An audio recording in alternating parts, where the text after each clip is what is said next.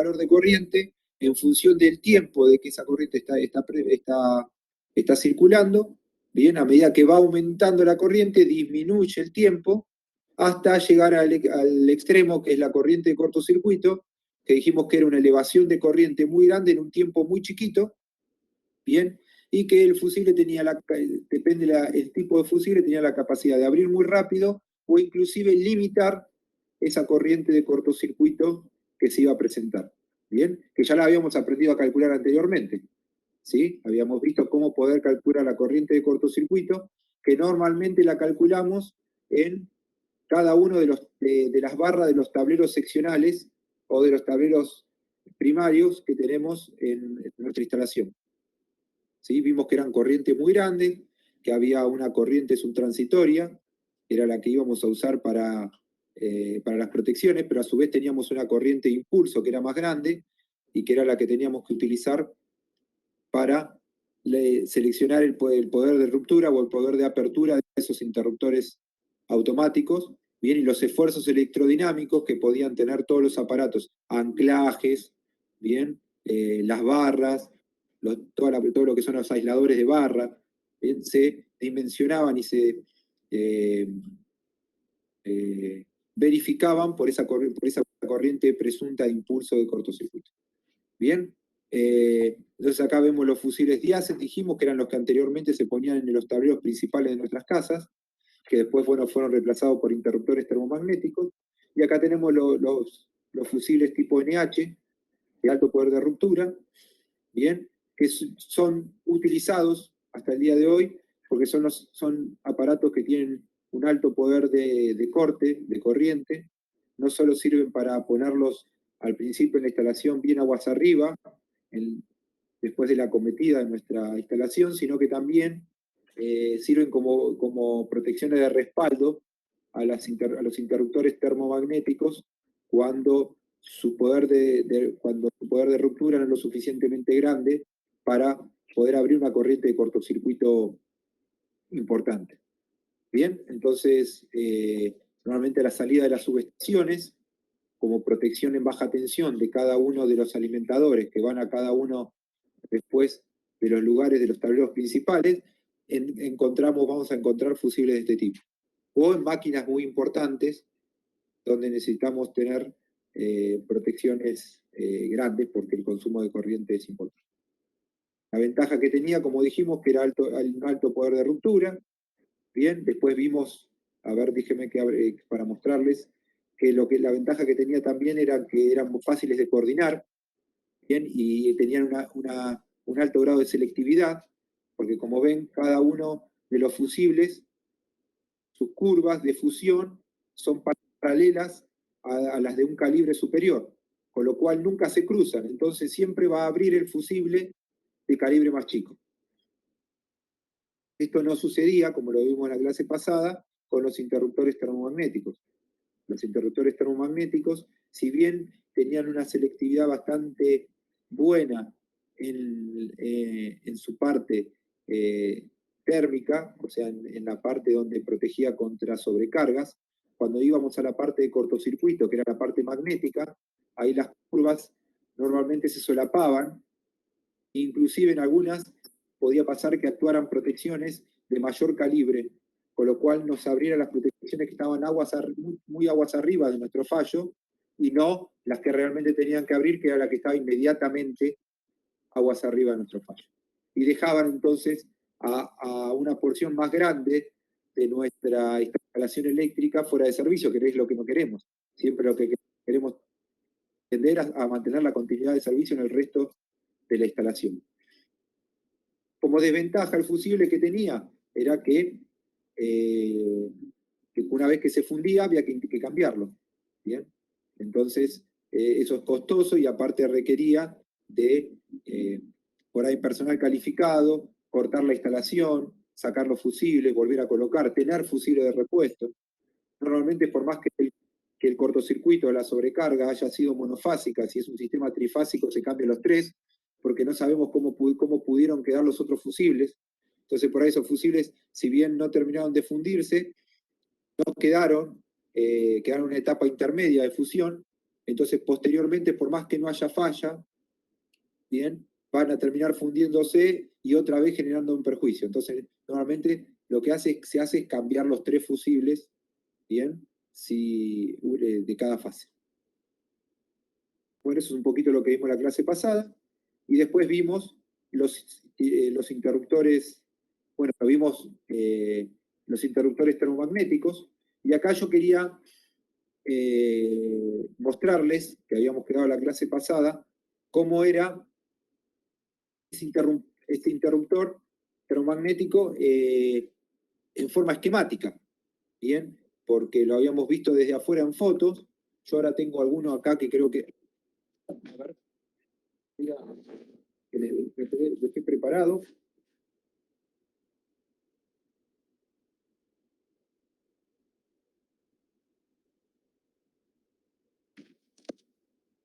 Bien. Acá tenemos, ahí están, algunos interruptores termomagnéticos. Bien, estos son los que ustedes tienen en sus casas, bien, tanto en el tablero principal como en el tablero seccional. En este caso, esta es una curva C.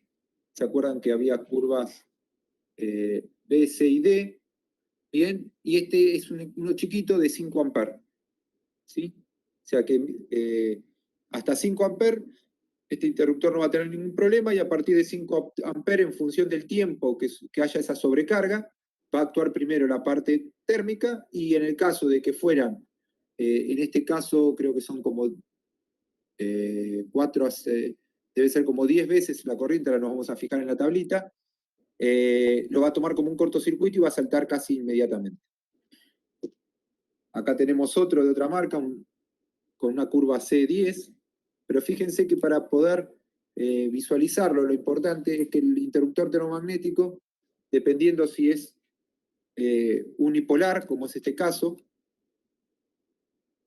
bipolar, podría ser tripolar o tetrapolar, bien, es la característica que tiene es que cada una de sus llavecitas están vinculadas. ¿Por qué? Porque si saltara una sola, podría dejarme una fase abierta y las otras cerradas, y nunca vamos a querer tener una falta de una fase. Entonces, cuando hay una fase que entra en corto, si la sobrecarga o el cortocircuito fue monofásico, automáticamente este vínculo que hay entre cada una de las llavecitas van a hacer que todas caigan. ¿Sí? Entonces ahora vamos a ver lo que hay acá adentro. ¿Sí? Eh, y me viene muy bien esta filmina que tenemos acá.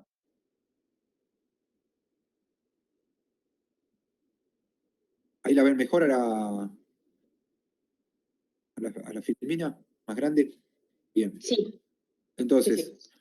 entonces dijimos acá como descripción que el elemento de proyección está dividido en 2 partes, una contra cortocircuito y una contra sobrecarga. Bien, la de cortocircuito trabaja con un efecto magnético de la corriente y la de sobrecarga con un efecto térmico de la corriente.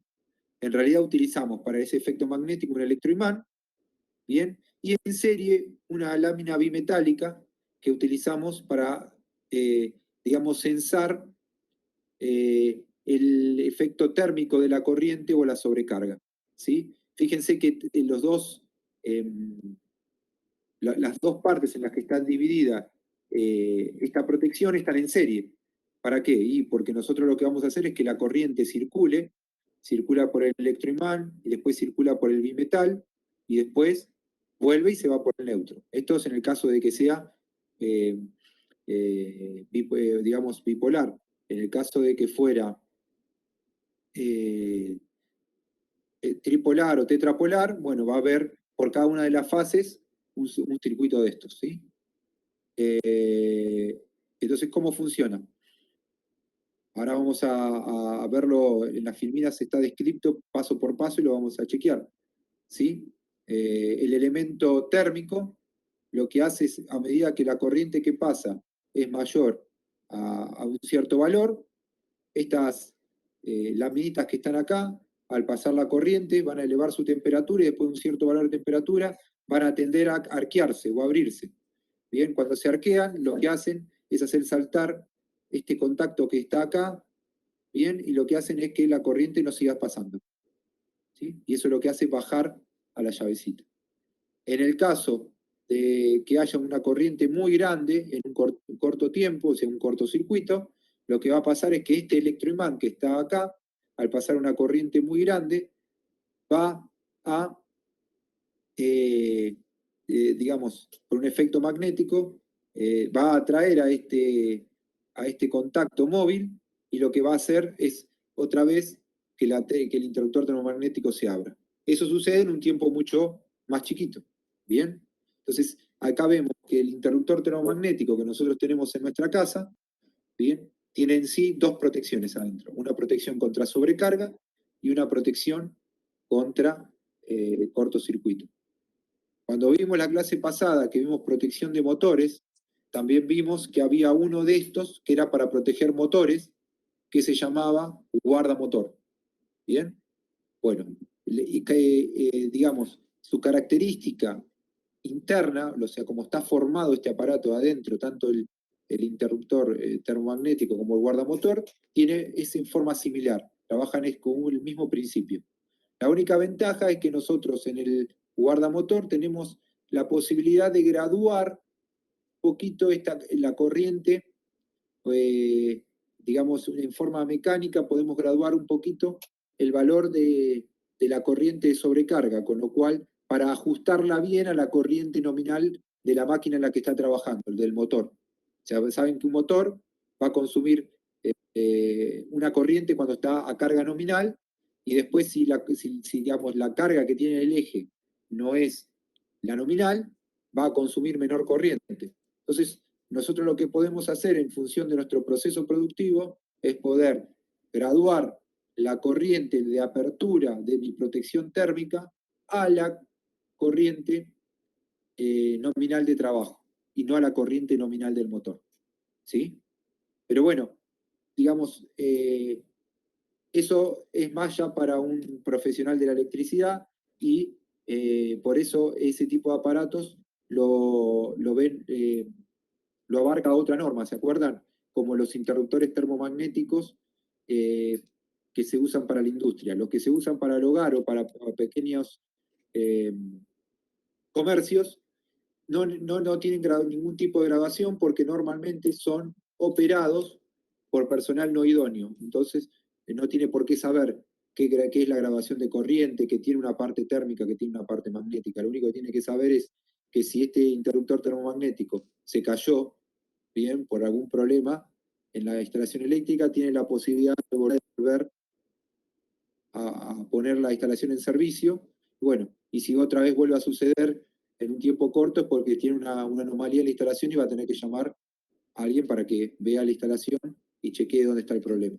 ¿Sí? Pero tal vez si fue algo esporádico, una sobrecarga esporádica por algún desperfecto de algún aparato que está conectado a la instalación, o algún cortocircuito que se extinguió, puedo volver a restablecer el servicio. Bien. ¿Dudas hasta acá? Por ahora no, que no se, Bien. que se me ocurra. ¿No? Bueno, acá tenemos el esquema del sistema. Entonces vemos acá la parte magnética, ¿sí? Y vamos a ver cómo funciona, ¿no? En este caso, a ver, me pasé una filmina.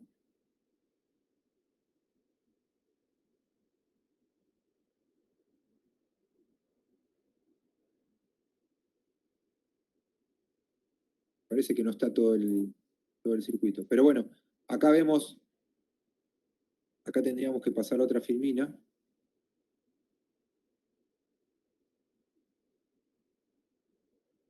Ah, no están todas. Pero bueno, porque estaba el proceso completo. Pero bueno, vamos a verlo acá. Entonces, acá tenemos el electroimán, bien, acá tenemos, está en cero. Cuando esto está activado, este contacto está cerrado, bien, este contacto que está acá está cerrado, y por acá circula la corriente. Cuando la corriente supera un valor, bien, el electroimán, ¿qué hace? Tira para abajo este dispositivo que está para acá, este resorte Bien, actúa y automáticamente me abre mi circuito. Bien, y cae digamos, al punto cero la llave. Bien, con la posibilidad de poder, después de poder activar el circuito nuevamente.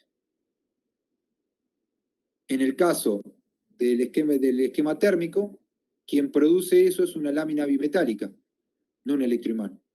Entonces, de la misma forma, cuando está en 1, este interruptor está cerrado, por acá circula la corriente, cuando la corriente pasa a un cierto valor, que es mucho más chico que una corriente de cortocircuito, a medida que este bimetal se va calentando, se va arqueando, hasta que hace caer de vuelta este vástago y hace que que actúe el resorte y otra vez se abra el interruptor termomagnético. Acá tenemos un esquema de una de estas, bien, digamos abierta. Entonces acá vemos el disparo magnético, bien. Acá vemos el bimetal. Acá tenemos la salida de evacuación de gases, porque normalmente cuando hay una corriente de cortocircuito hay mucho calor. Esta es una cámara apagachispas. ¿Se acuerdan que cuando hablamos que un seccionador era bajo carga? Era porque tenía la posibilidad de abrir un arco, ¿bien? Entonces este que está acá actúa de cámara apagachispas, o sea, para estirar ese arco y que se pueda abrir.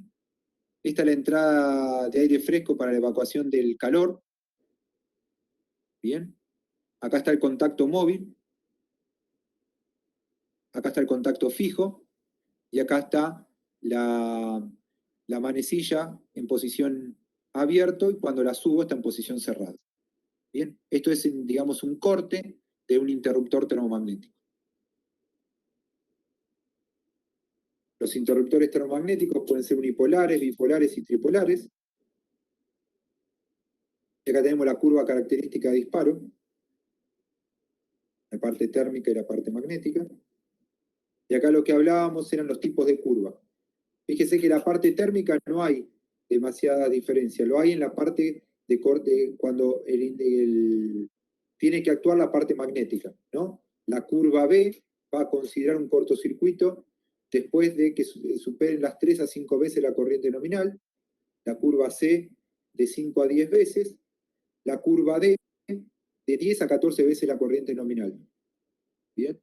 Entonces, cuando necesitamos tener, ¿se acuerdan cuando teníamos que arrancar máquinas muy pesadas o algunos dispositivos que ya sea la carga de transformadores, que normalmente hay una corriente en el transitorio que puede ser bastante alta, para que no salten las protecciones porque la vean como un cortocircuito, usamos protecciones que la parte magnética actúan varias veces más grande la corriente veces la corriente nominal. Bien, fíjense que la curva D está entre 10 y 14 veces la corriente nominal, cuando una curva B está de 3 a 5 veces la corriente nominal. Después hay algunos interruptores termomagnéticos para protección de circuitos eléctricos, lo mismo que había con los fusibles. ¿Qué pasa? Un circuito electrónico no puede tener variaciones muy grandes de la corriente. Cuando hay variaciones de la corriente se queman. Todos los semiconductores no admiten una variación muy grande de la corriente nominal a la que soportan. Entonces estos interruptores termomagnéticos, los fusibles, tienen que ser muy rápidos su apertura. Fíjese que estamos hablando de 2,4 a 3,6 veces su corriente nominal. Y después están los interruptores que protegen motores, ¿bien? Que estas curvas normalmente son pura y exclusivamente magnéticas. Fíjense que acá no hay una protección térmica y su curva de disparo son 12 veces la corriente nominal.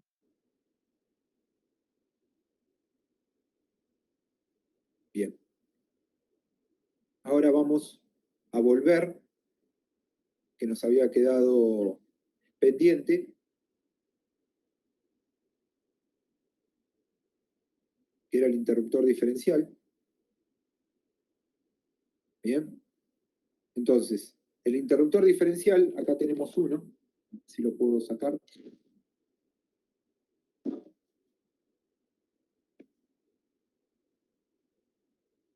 Bueno, lo voy a mostrar acá así. A ver si se llega a ver. A ver, por acá no, para acá. El interruptor diferencial es este que está acá. Ven que es distinto, como yo les contaba el otro día.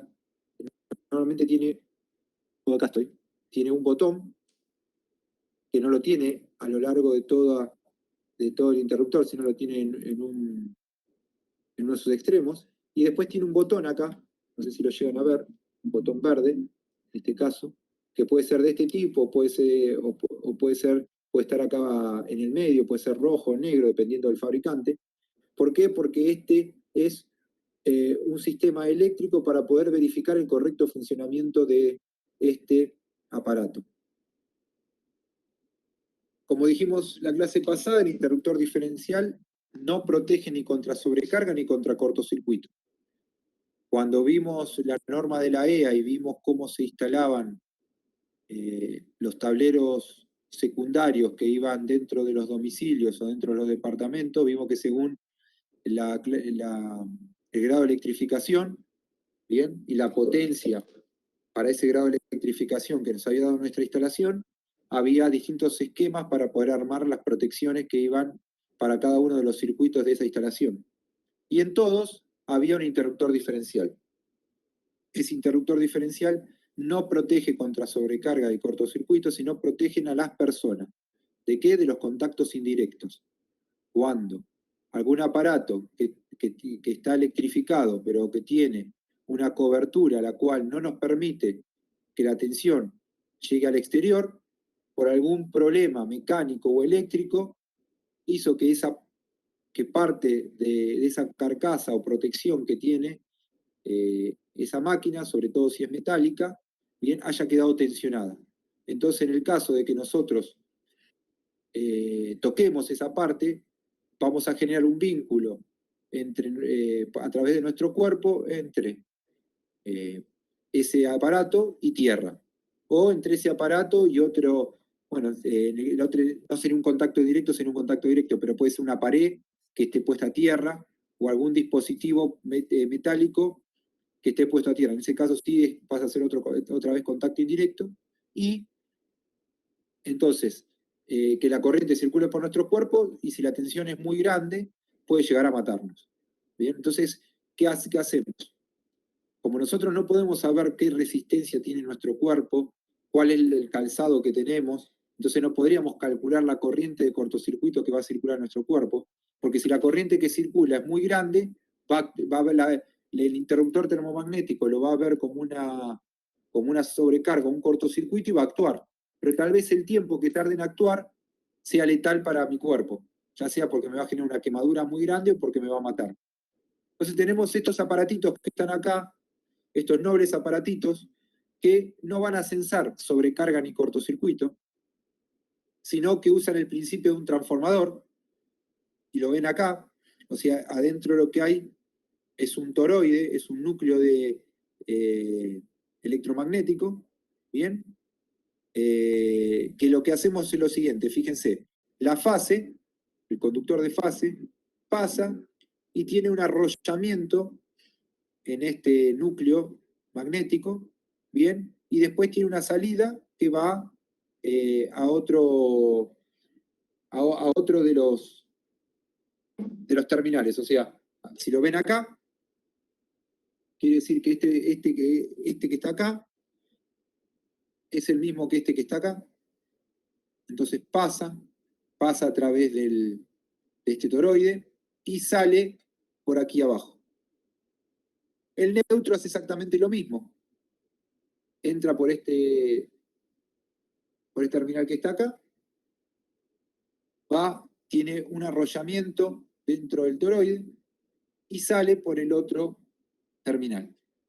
Entonces, ¿qué es lo que está haciendo? Fíjense que aparte hay otro arrollamiento en este núcleo magnético, que va a un electroimán. Y ese electroimán, bien, es el que va a hacer actuar, fíjense en esta parte de acá, la apertura y el cierre de nuestra protección, ¿bien? De estos contactos que están acá. Entonces, ¿cómo es el principio de funcionamiento? Estos terminales, estos conductores, están arrollados en este núcleo magnético de forma tal que los flujos, bien, no se sumen, sino que se resten. Entonces, cuando yo tengo una corriente que circula por la fase, bien, pasa por este núcleo, genera un flujo, bien, y sale por la carga, retorna por el neutro, vuelve a pasar otra vez por el arrollamiento de neutro, vuelve a generar un flujo. Como las corrientes de fase y la corriente de neutro son iguales, ¿bien? Y estos arrollamientos están digamos, arrollados de tal forma que los flujos se opongan, entonces el flujo de la fase contra el flujo del neutro se van a anular, ¿bien? Entonces no va a haber una circulación de flujo porque estos dos flujos se van a anular. La corriente vuelve a salir. Entonces, ¿qué pasa? En este arrollamiento que está acá del electroimán no se induce ninguna fuerza electromotriz. ¿Qué sucede si yo por algún motivo, creo que no está tampoco acá, ahora voy a ver si lo encuentro, cuando lo pasaron a PDF no quedaron todos los esquemas armados. Si yo tocara acá, a ver si lo puedo dibujar.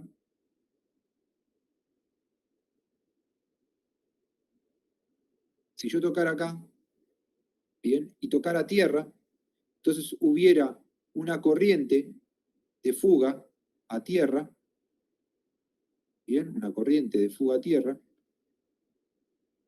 resulta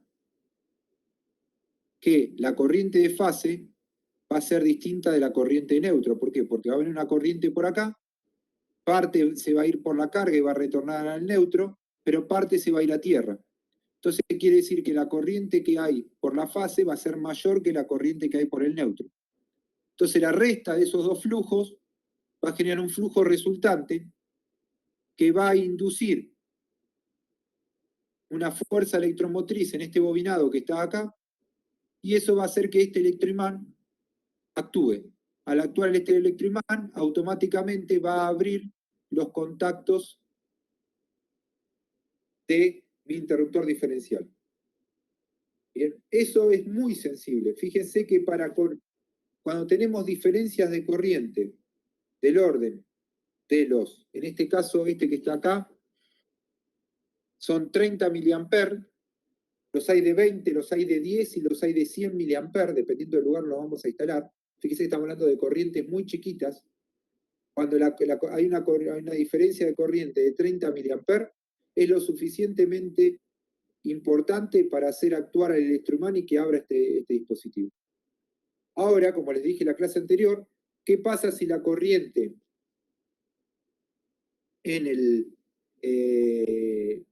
hay una corriente de sobrecargo de cortocircuito que pasa por la carga y vuelve por el neutro? ¿Está bien? O sea, vamos a suponer la corriente nominal de este aparato es de 20 amperes y están circulando 50. Pero 50 van por la fase y 50 retorna por el neutro. Se va a terminar quemando el disyuntor, pero no va a abrir, porque él no sensa una corriente diferencial. Con lo cual, no es una protección que esté preparada para censar corriente de sobrecarga ni corriente de cortocircuito. Está preparada para censar diferencias de corriente, o sea, corrientes diferenciales entre la fase y el neutro o entre fases. Bien, de modo tal de eso presuponer, bien, una corriente que se está fugando por alguna parte de la instalación y que potencialmente podría fugarse por alguna persona, bien, y entonces lo que está haciendo es protegiendo a las personas. ¿Sí? ¿Dudas hasta acá? No, perfecto.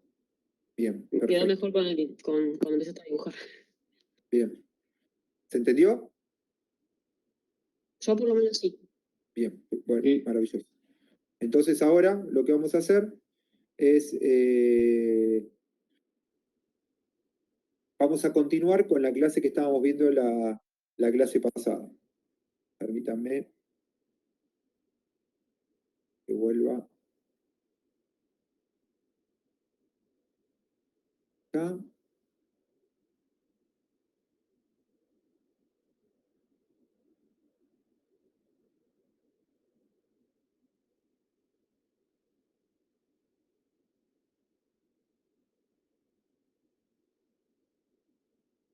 Les recomiendo que este apunte, que es el que está todos los conceptos de cortocircuito y de aparatajes, lo lean.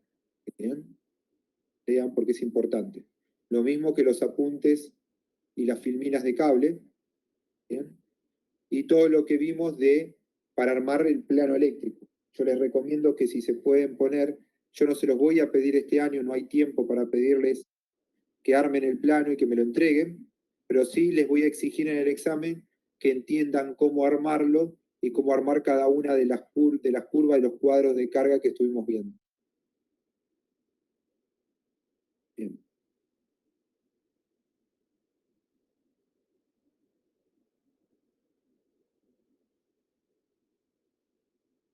Acá está todo lo que comentaba que vimos, que son todas las distintas funciones de los aparatos eléctricos.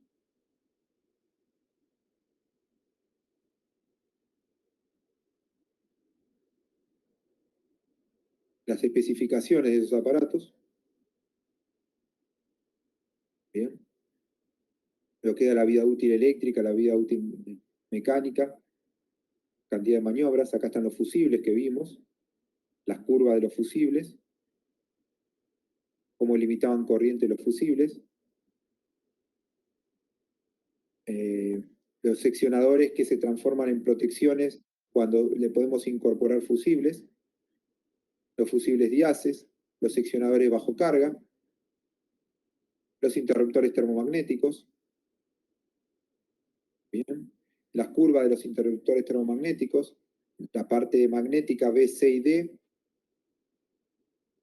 Acá vimos cómo calcular la energía específica que le podíamos sacar o que podía limitar un interruptor termomagnético, que lo habíamos visto que era en amper cuadrado por segundo. Y después vimos cómo verificar por corriente de cortocircuito un cable. Bien, decíamos que había que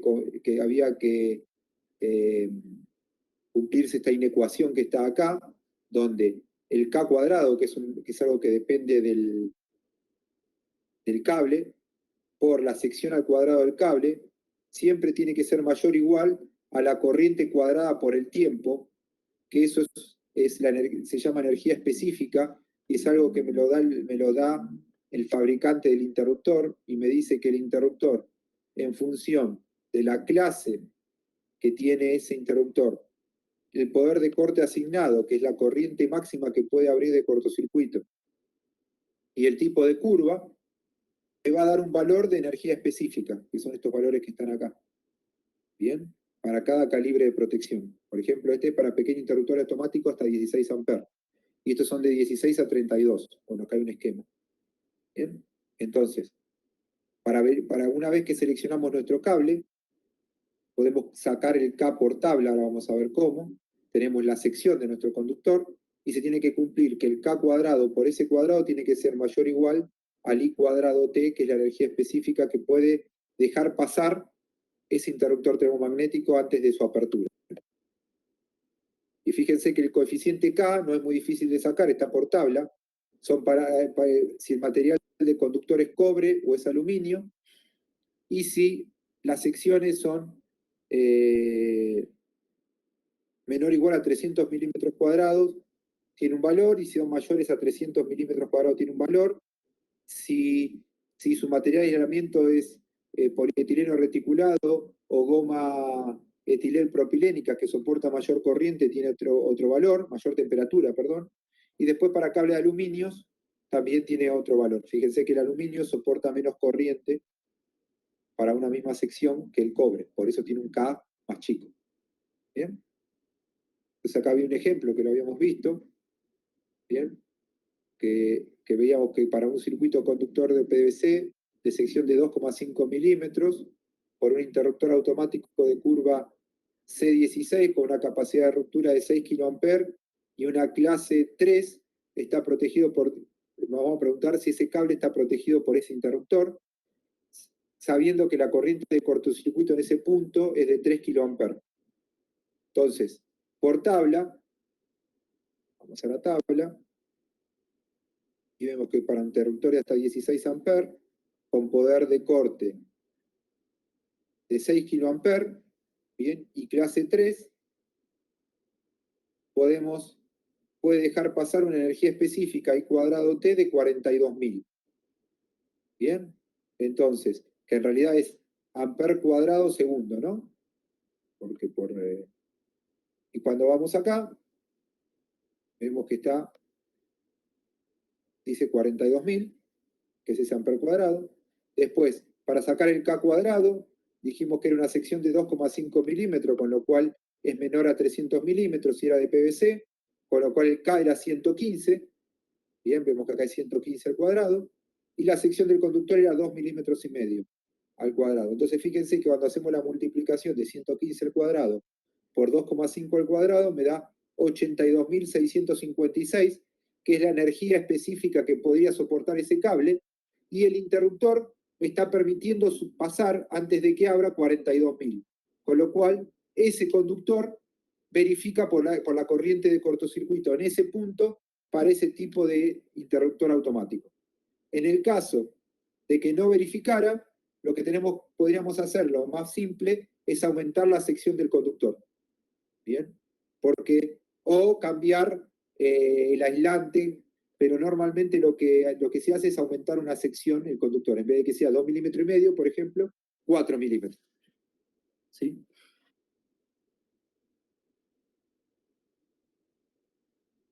Bueno, acá vimos después los interruptores automáticos de potencia, que ya estos tenían otra norma, en la cual normalmente eran